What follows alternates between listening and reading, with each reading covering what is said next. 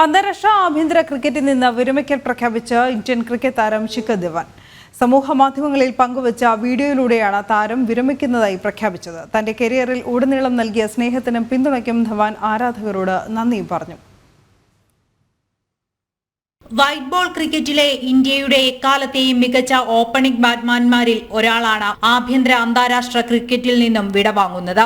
സമൂഹ മാധ്യമങ്ങളിൽ പങ്കുവച്ച വീഡിയോയിലൂടെയാണ് താരം വിരമിക്കുന്നതായി പ്രഖ്യാപിച്ചത്. തനിക്ക് ഇത്രയും കാലം പിന്തുണ നൽകിയ പരിശീലകർ, ടീം അംഗങ്ങൾ എന്നിവരോടെല്ലാം നന്ദി അറിയിച്ച താരം ഇന്ത്യക്ക് വേണ്ടി കളിക്കുകയെന്നത് തന്റെ സ്വപ്നമായിരുന്നെന്നും ഇനി മുന്നോട്ട് പോവാനുള്ള സമയമായെന്നും വിരമിക്കൽ വീഡിയോയിൽ വികാരാതീതനായി പറഞ്ഞു.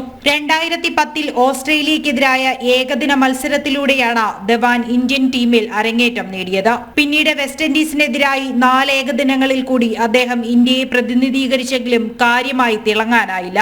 എന്നാൽ 2013 ഓസ്ട്രേലിയക്കെതിരായ ബോർഡർ ഗവാസ്കർ ട്രോഫിയിൽ അരങ്ങേറ്റത്തിൽ തന്നെ ഏറ്റവും വേഗതയേറിയ സെഞ്ചുറി നേടി താരം ഗംഭീര പ്രകടനം നടത്തി.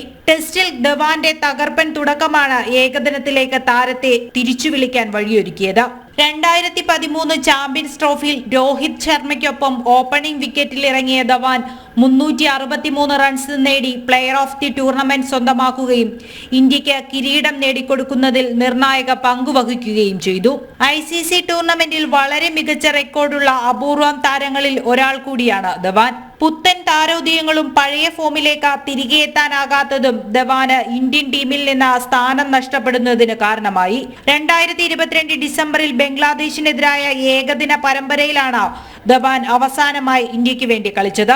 167 ഏകദിനങ്ങളിൽ നിന്നായി 6793 റൺസാണ് താരം അടിച്ചുകൂട്ടിയത്. 68 T20കളിൽ നിന്ന് 1759 റൺസും 34 ടെസ്റ്റ് മത്സരങ്ങളിൽ നിന്ന് 2315 റൺസുമാണ് ധവാന്റെ സമ്പാദ്യം.